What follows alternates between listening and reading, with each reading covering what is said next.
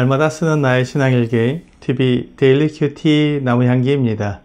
오늘 함께 묵상할 성경 본문은 마태복음 5장 33절에서 48절입니다. 또 옛사람에게 말한 바 헛맹세를 하지 말고 또 내 맹세한 것을 주께 지키라 하였다는 것을 너희가 들었으나 나는 너희에게 이르노니 도무지 맹세하지 말지니 하늘로도 하지 말라 이는 하나님의 보좌임이요 땅으로도 하지 말라 이는 하나님의 발등상임이요 예루살렘으로도 하지 말라 이는 큰 임금의 성임이요 내 머리로도 하지 말라 이는 내가 한터럭도 희고 검게 할 수 없음이라.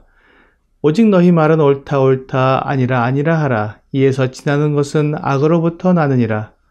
또 눈은 눈으로 이는 이로 갚으라 하였다는 것을 너희가 들었으나 나는 너희에게 이르노니 악한 자를 대적하지 말라.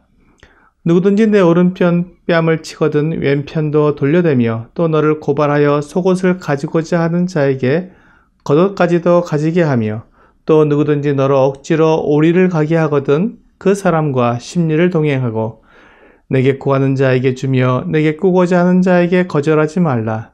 또 내 이웃을 사랑하고 내 원수를 미워하라 하였다는 것을 너희가 들었으나 나는 너희에게 이르노니 너희 원수를 사랑하며 너희를 박해하는 자를 위하여 기도하라.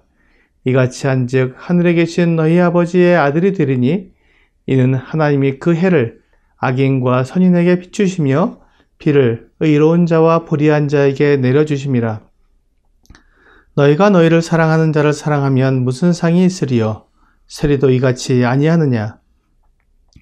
또 너희가 너희 형제에게만 무난하면 남보다 더하는 것이 무엇이냐? 이방인들도 이같이 아니하느냐? 그러므로 하늘에 계신 너희 아버지의 온전하심과 같이 너희도 온전하라. 오늘 본문은 의에 대한 예수님의 새로운 가르침 6가지 중에 나머지 3가지를 말씀하고 있습니다. 첫째는 맹세에 관한 것입니다. 레위기 19장 12절은 너희는 내 이름으로 거짓 맹세함으로 내 하나님의 이름을 욕되게 하지 말라. 나는 여호와이니라고 말씀하십니다. 율법은 하나님의 이름으로 헛맹세를 함으로 하나님을 욕되게 하지 말라고 말씀하십니다. 그래서 이스라엘 백성들은 하나님의 이름으로 헛맹세를 하지 않기 위해 하나님의 이름 대신 하늘이나 땅이나 자기 머리로 맹세를 했습니다. 하지만 이것은 하나님의 율법의 원래 뜻을 오해한 것입니다. 하나님은 거짓 맹세를 하지 말라고 하신 것인데 그들은 하나님의 이름으로만 하지 않으면 거짓 맹세를 해도 된다고 생각한 것입니다. 그래서 주 예수님은 율법이 주는 원래의 뜻을 정확히 말씀해 주셨습니다. 하늘이나 땅이나 사람의 머리로도 거짓 맹세를 하지 말라고 말씀하십니다.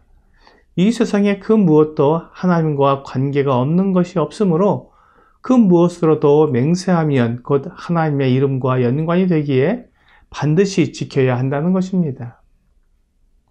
그러면서 주 예수님은 새로운 의의 기준을 말씀해 주십니다.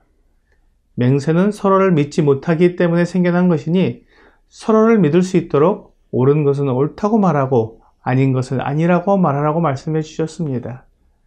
우리가 늘 거짓이 없는 사실만 말한다면 맹세할 필요가 없을 것입니다. 둘째는 눈은 눈으로 이는 이로 갚으라는 계명에 대한 것입니다. 많은 사람들이 이 계명에 대해 오해합니다. 마치 이 계명이 받은 만큼 돌려주는 보복을 허락하신 것이라고 생각하는 것입니다. 하지만 이 계명은 오히려 보복을 제한하는 것이었습니다. 사람들은 자기를 화나게 만드는 말을 들었다고 해서 상대방을 때려 상하게 합니다. 또한 눈을 다치게 한 것에 대한 보복으로 죽이기도 합니다. 하나님은 사람들이 이렇게 개인적으로 보복을 하게 되면 더 크게 보복하는 것을 아시기 때문에 보복하지 말라고 말씀하셨습니다. 그리고 이렇게 사람들 사이에 문제가 생기면 그것을 재판을 통해 해결하도록 말씀하시고 또한 재판을 할 때는 이와 같이 정확하게 그가 당한 만큼 이는 이로, 눈은 눈으로 보상하도록 말씀하신 것입니다. 그래서 주 예수님은 하나님께서 원래 사람들에게 말씀하신 율법의 의도대로 악한 자를 대적하지 말라고 말씀하신 것입니다.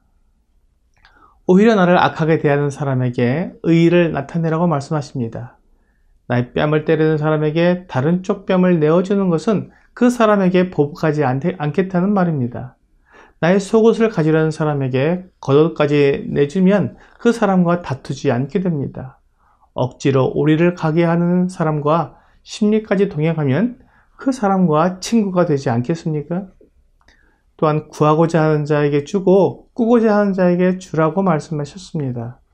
이렇게 하면 내가 손해를 보게 되고 억울하게 될 수도 있지만 하나님은 내가 보복하는 것이 아니라 하나님께서 갚으시겠다고 약속하시기 때문에 하나님의 갚으심과 보복하심에 맡기고 나는 내가 할 수 있는 일을 하라는 것입니다. 셋째는 내 이웃을 사랑하고 내 원수를 미워하라는 말씀에 관한 것입니다. 바리새인들과 서기관들은 레위기 19장 18절에 있는 내 이웃을 사랑하라는 말씀에 내 원수를 미워하라는 자기들의 생각을 덧붙여서 가르쳤습니다. 그래서 이스라엘 백성들은 이웃의 개념을 자기와 뜻을 같이 하는 동료, 동족으로 한정한 것입니다. 따라서 자기와 뜻이 같지 않은 사람들은 원수이고 그들은 당연히 하나님의 이름으로 박해를 해야 했습니다. 그런데 주 예수님은 그렇게 말씀하지 않으셨습니다. 주 예수님은 너희 원수를 사랑하며 너희를 박해하는 자를 위하여 기도하라고 가르쳐 주셨습니다. 주 예수님은 이웃의 개념을 원수까지 확대하신 것입니다. 나와 견해가 다르고 나와 뜻이 다른 사람들조차도 사랑하라는 것이 하나님의 가르침이라고 정확하게 바로잡아 주신 것입니다. 그래서 주 예수님은 누가복음 10장에서 선한 사마리아인의 비유를 통해 우리가 사랑해야 할 이웃이 누구인지 정확히 말씀해 주셨습니다.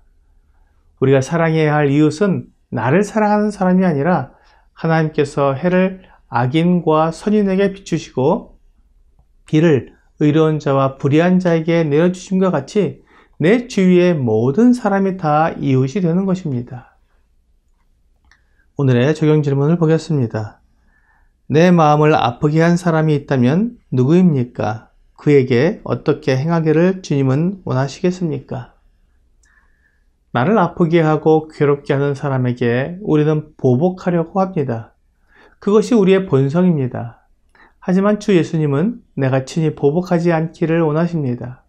우리가 이웃을 사랑하기를 원하십니다. 우리는 그 사람을 하나님께 맡겨드릴 수 있을 것입니다. 그리고 그 사람을 위해 기도할 수 있을 것입니다. 그 사람이 잘못되기를 바라기보다는 하나님의 온전하심을 알아서 다른 사람을 괴롭히지 않고 서로 사랑할 수 있는 사람이 되기를 위해 기도할 수 있습니다. 오늘 내가 다른 사람에게 보복하면 원수가 만들어지는 것이고 내가 원수를 사랑하게 되면 내게 친구가 만들어지게 되는 것을 생각하면서 주님께서 우리에게 가르쳐 주시는 온전한 율법의 뜻대로 살아가는 여러분과 제가 되기를 주 예수님의 이름으로 기도합니다.